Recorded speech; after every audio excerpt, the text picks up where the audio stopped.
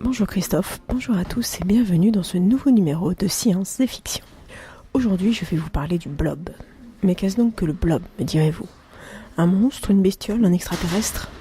Je serais tentée de vous dire un peu de tout ça à la fois.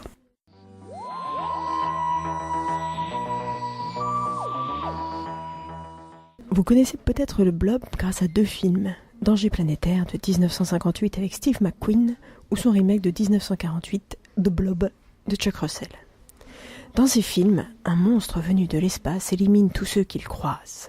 Arrivé par le crash d'une météorite, ce monstre est en fait une grosse masse gélatineuse rampante qui grossit de façon exponentielle et dévore les humains qui ont le malheur de se trouver sur son passage.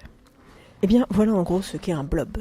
Une masse gélatineuse qui grandit de façon exponentielle, pouvant être de différentes couleurs, même s'il est souvent jaune, et qui adore manger. Cependant, le blob ne mange pas tout ce qu'il croise, et certainement pas les humains. Il n'est pas non plus un monstre venu de l'espace, mais un myxomycète, ce qui en grec signifie un champignon gluant. Le blob, de son vrai nom Physarum polycéphalum, n'est pourtant pas un champignon. Ce n'est pas non plus une plante, ni un animal. Qu'est-ce donc, me demanderez-vous? Eh bien, c'est un protiste.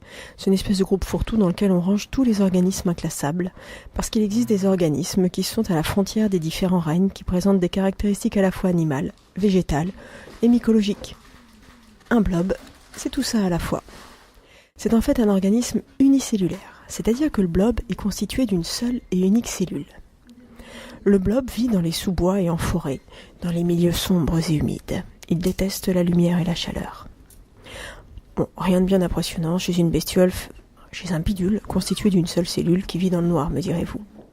Et pourtant, contrairement à nos cellules à nous qui mesurent à peine un centième de millimètre, une cellule de blob peut mesurer plusieurs mètres carrés. On peut le faire pousser jusqu'à 10 mètres carrés en laboratoire, et il est probablement beaucoup plus grand dans la nature. Et alors que chacune de nos cellules contient un seul et unique noyau, une cellule de blob en contient plusieurs milliards. En effet, chez l'humain, lorsque la cellule se multiplie, elle le fait dans son intégralité. Elle double son noyau, elle va aussi devoir doubler son cytoplasme et sa membrane afin de créer deux nouvelles cellules qui mèneront chacune leur vie de cellule. Le blob, lui, lorsqu'il se multiplie, seul son noyau se double. Le reste de la cellule va juste s'agrandir pour accueillir les nouveaux noyaux. C'est ainsi qu'on obtient une cellule gigantesque de plusieurs mètres carrés contenant des milliards de noyaux.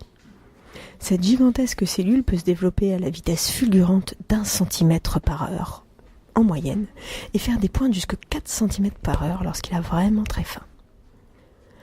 Bon, vous allez me demander de quoi se nourrit un blob? Tout simplement de champignons.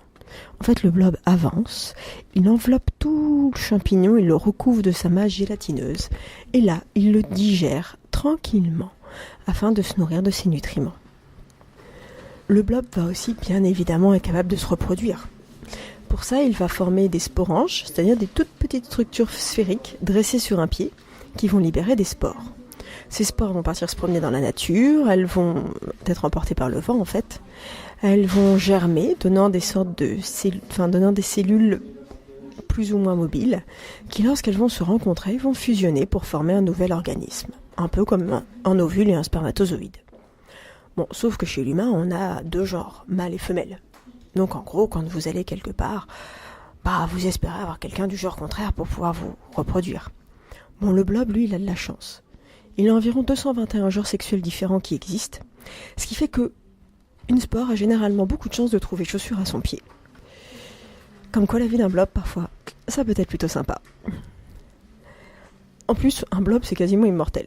Vous prenez un blob, vous le découpez, vous avez juste plein de blobs qui vont pouvoir chacun se développer dans leur coin ou refusionner si vous les remettez ensemble. Si vous avez envie d'affamer votre blob, ou si vous le mettez dans le désert, il va tout simplement se dessécher et patiemment attendre que l'eau et la nourriture reviennent afin de reprendre le cours normal de sa vie. Et quand je dis patiemment, il peut attendre plusieurs dizaines d'années, il n'en a rien à faire. Vous pouvez vous amuser à brûler, congeler ou tirer au pistolet sur votre blob. Cherchez 1001 façons pour l'éliminer, le blob survivra toujours. Ou presque. Le blob est donc une créature fascinante. Mais ses extraordinaires talents ne s'arrêtent pas là. Et oui, si c'était juste une grosse cellule, ce serait en fait pas très passionnant un blob. Là, on a une grosse cellule qui bien évidemment n'a pas de cerveau, puisque c'est une seule et unique cellule, mais qui va être capable de faire des choix, de mémoriser, d'apprendre et même de transmettre ses connaissances à ses congénères. Sans compter que comme pour les humains, chaque blob a sa personnalité. Là, je vous entends vous exclamer, quoi, mais elle est complètement folle. Bon, oui, ça c'est vrai, mais il faut juste préciser que le blob est en réalité une créature réellement extraordinaire.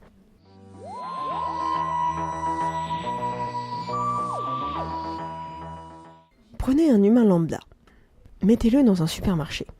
Il va acheter de la viande et du poisson, des fruits et des légumes, des pâtes et du riz, mais il va aussi aller acheter bien évidemment des chips, des bonbons et des biscuits. Tout humain normalement constitué va raffoler de ces petites cochonneries si nocives pour sa santé. Faites pareil avec un blob. Mettez-le dans un supermarché pour blob, c'est-à-dire une boîte de pétri avec des mélanges différents de protéines et de sucre.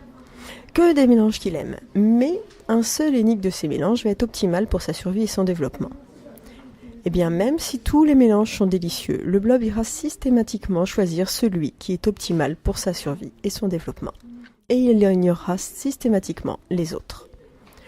Comme quoi un blob est souvent capable de faire de bien meilleurs choix qu'un humain, ou que d'autres espèces dites intelligentes. Le blob n'ayant pas de cerveau, afin d'avoir une mémoire, il a fallu qu'il développe une mémoire externe, un peu comme le disque dur externe d'un ordinateur. Un blob, ça ne voit pas, ça n'entend pas, ça ne sent pas. Enfin bref, un blob, c'est un peu être comme être plongé dans une pièce insonorisée et totalement noire. Et à partir de là, il faut se débrouiller. Si je vous mets dans une pièce insonorisée toute noire et que je vous dis d'aller rechercher l'assiette de chips qui est cachée dans un coin, vous risquez de faire un bon nombre de fois le tour de la pièce et de vous prendre les pieds dedans avant de réussir à la trouver. Pour le blob, lui, c'est plus simple. Partout où il place, il dépose du mucus. Et si du mucus est présent, il sait qu'il est déjà passé par là, qu'il n'y a donc plus rien à chercher et qu'il faut qu'il explore une autre direction. Ainsi, un blob va de façon très efficace explorer son environnement et éviter de perdre son temps à repasser plein de fois par le même endroit. Il atteindra très certainement les chips bien avant vous. Bon, après vous me direz, c'est une mémoire externe, c'est juste du mucus qui dépose, c'est pas de l'intelligence. Bon, certes. Mais on va pas s'arrêter là avec un blob. Les Japonais ont étudié le blob. Ils ont mené des expériences sur les blobs dans un labyrinthe. Ils ont déposé des morceaux de blob un peu partout dans le labyrinthe, et aux entrées du labyrinthe, à chacune des 2 entrées, ils ont déposé de la nourriture. Pour commencer, tous les morceaux de blob ont fusionné ensemble. Quand tous les morceaux de blob ont fusionné et qu'ils ont donc ainsi rempli l'ensemble du labyrinthe, les 2 extrémités qui étaient près des sorties se sont dit « Ah tiens, c'est ici !» Le blob a ingéré la nourriture et a pris le chemin le plus court pour quitter le labyrinthe. Bon, ma foi, vu qu'il remplissait tout le labyrinthe, c'était peut-être pas si compliqué. Alors on a cherché un peu plus complexe quand même. Toujours au Japon, les Japonais ont donc pris une grande carte de la région de Tokyo. Sur chacune des villes de la carte, ils ont déposé des flocons d'avoine, parce que les blobs adorent les flocons d'avoine. Et ils ont alors installé le blob sur la ville de Tokyo. Le premier réflexe d'un blob, quand on le met quelque part, c'est de s'en aller. Donc pour s'en aller, le blob s'est développé, il s'étend et il s'agrandit pour explorer son environnement. À chaque fois que le blob a croisé un flocon d'avoine, il a mis une petite veine qui va puiser les nutriments du flocon et les faire circuler à l'intérieur de son organisme. Ainsi, comme à chaque flocon il a fait une petite veine, on obtient un grand réseau veineux. Et ce grand réseau veineux va connecter tous les flocons d'avoine de la carte, ce qui va former un réseau de communication vénale.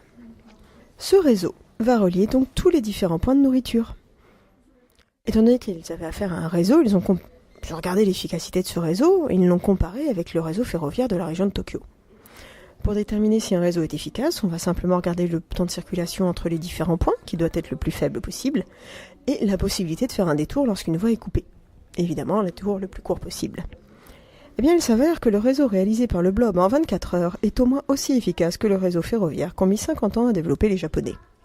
Comme quoi, un blob, c'est parfois plus efficace qu'une équipe d'ingénieurs au total, au complet. Et le blob ne s'arrête pas là. Non content d'être parfois plus efficace qu'une équipe complète d'ingénieurs, un blob va pouvoir transmettre ses connaissances à d'autres blobs. Une expérience a été menée sur 2000 blobs dans un laboratoire. On a pris des blobs, donc, on les a placés d'un côté d'un pont. De l'autre côté du pont, on a placé de la nourriture. Ça marche toujours, la nourriture. Les blobs devaient traverser le pont afin de se nourrir. On a divisé les blobs en 2 groupes. Pour l'un des groupes, qu'on a appelé le naïf, le pont était vide de toute substance, le blob traversait et allait manger. Pour l'autre groupe, qu'on a appelé les habitués, le pont avait été recouvert de sel, une substance qui normalement rebute les blobs. Il a donc fallu apprendre à ces blobs à ignorer leur répulsion du sel afin de se nourrir. Après avoir appris que le sel n'allait pas les tuer, les blobs traversaient le pont, récupéraient leur nourriture, et ils allaient pour cela aussi vite que les blobs naïfs, c'est-à-dire qui n'étaient pas mis face à du sel. Une fois que ça a été fait, on les a mis en couple. Naïf-naïf, habitué-habitué, naïf-habitué. Pour les premiers couples, aucune différence, Les naïfs traversaient le pont sans sel, sans aucun mal. Face au pont avec sel, les naïfs allaient très lentement. Les habitués, sel ou pas sel, ils s'en fichaient, ils allaient toujours aussi vite. Pour les naïfs habitués, l'habitué a en fait appris au naïf à faire abstraction de sa répulsion pour aller tout aussi vite qu'un couple d'habitués. Et on s'est aperçu que si on laisse le couple pendant au moins 3 heures, le naïf aura durablement appris à réfréner sa répulsion du sel et continuera de franchir le pont de sel aussi vite que les autres blobs habitués, même si lui ne l'a pas été. Il aura donc reçu les connaissances de son partenaire et les aura durablement retenues. A priori, il semblerait qu'au bout de 3 heures, une sorte de veine se forme entre les 2 blobs qui permettrait la transmission de la connaissance. Mais les mécanismes exacts de cette transmission d'informations restent pour l'instant inconnus. Donc on ne sait pas trop comment les blobs font pour communiquer et surtout pour apprendre de leurs congénères. Enfin, les blobs ont des personnalités différentes. Et oui, chaque blob aura selon sa région d'origine, aura sa propre culture et sa propre façon d'aborder les choses. Des chercheurs du CNRS ont pris des blobs japonais, américains et australiens. Et ils les ont mis dans des boîtes de pétri. Et ils les ont observés. Tout d'abord, ils ont découvert que les stratégies d'étude étaient différentes selon le pays d'origine du blob. Le japonais va aller à toute vitesse pour explorer son environnement. L'américain, lui, va émettre des petits filaments dans toutes les directions pour voir ce qui se passe autour de lui. Quant à l'Australien, il va prendre son temps pour grandir tout doucement et découvrir tranquillement son environnement. Du coup, ils se sont dit que le japonais avait l'air vachement plus efficace que les autres. Cependant, si on met un blob face à un choix de nourriture, le japonais, comme il va à toute vitesse, une fois sur 2, il va prendre la source la plus mauvaise pour lui. Alors que l'Australien, qui va très doucement, va systématiquement choisir la nourriture la plus efficace pour sa survie. Du coup, ils se sont dit, tiens, ça va être rigolo de les mettre ensemble. Et ils ont mis ensemble 2 Japonais, 2 Américains et 2 Australiens face à de la nourriture. Les 2 Japonais foncent vers la nourriture et la partagent. Les 2 Australiens vont d'abord aller fusionner l'un avec l'autre, tendrement et amoureusement, avant d'aller partager ensemble la nourriture qui est présente. Quant aux Américains, il y en a un qui fonce manger et l'autre qui part le plus loin possible de son congénère parce que quand même, quelle horreur, un autre blob. Du coup, évidemment, c'était drôle de les mélanger. À partir du moment où vous mettez un blob avec un japonais ou américain avec un blob australien, le blob australien va aller essayer de les voir et il va vouloir fusionner avec eux tellement il est plein d'amour. Les 2 autres s'enfuient, systématiquement. Ils n'ont pas l'air d'aimer de partager à ce point la passion de la fusion du blob australien. Quand on met ensemble un Américain et un Japonais, on va aussi avoir une fusion. Là par contre la fusion n'est pas pleine d'amour. L'Américain va tout simplement fusionner avec le Japonais pour puiser l'ensemble de ses nutriments et laisser derrière lui une espèce de masse molle, le cadavre du Japonais. Comme quoi, tous les blobs ne sont pas les mêmes et loin de là, et parfois les blobs peuvent être haineux.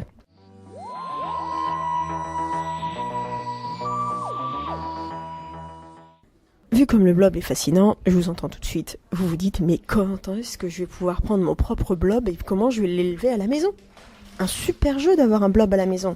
En fait, il n'y a rien de plus simple que d'avoir un blob à la maison. Vous allez en forêt et vous prélevez un morceau de blob, souvent sur une souche ou autre morceau de bois ou de caillou qui traîne par là. Sinon, si vous avez la flemme ou si vous habitez loin d'une forêt, vous pouvez simplement vous commander un blob sur internet. Vous vous procurez des boîtes de pétri, des serviettes en papier blanche et des flocons d'avoine. N'importe lesquels, flocons d'avoine du supermarché de base. A priori, les Américains n'aiment pas les flocons d'avoine bio. Mais sinon, pour le reste, il n'y a pas de souci. Vous humidifiez la serviette en papier, Vous laissez vraiment juste humidifier, il ne faut pas qu'elle soit complètement trempée, il ne faut pas qu'il y ait d'excès d'eau, et vous la déposez dans la boîte de pétri. Ensuite, vous mettez votre blob dessus avec un flocon d'avoine, et vous le mettez dans un placard, vu que les blobs n'aiment pas la lumière. Et le lendemain, vous revenez dire bonjour à votre blob. Et vous allez observer que votre blob, il a grandi, et il a mangé son flocon d'avoine. Du coup, vous vaporisez votre serviette en papier, toujours en évitant qu'il y ait trop d'eau. Vous lui redonnez un ou deux flocons d'avoine à manger, vous le remettez dans son placard, et le lendemain, vous allez avoir un blob encore un peu plus grand, qui aura bien mangé.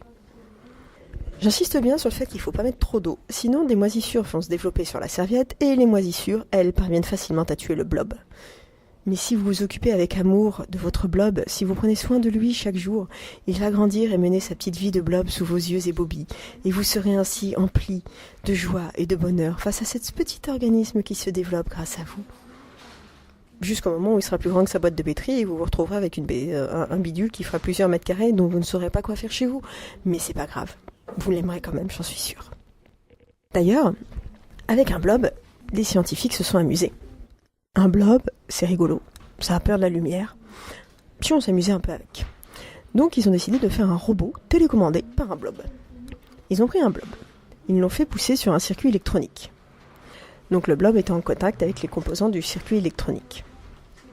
Ce circuit était relié à un petit robot capable de se déplacer. Lorsqu'ils mettaient le blob, qui est donc sur son circuit électronique fixé sur le robot, à la lumière, la première réaction du blob est de fuir la lumière. Les mouvements du blob étaient donc transmis au circuit électronique, qui transmettait l'information au robot, qui se déplace avec ses petites pattes pour aller se cacher bien loin, à l'abri de la lumière. Et voilà comment faire un robot téléguidé avec un blob.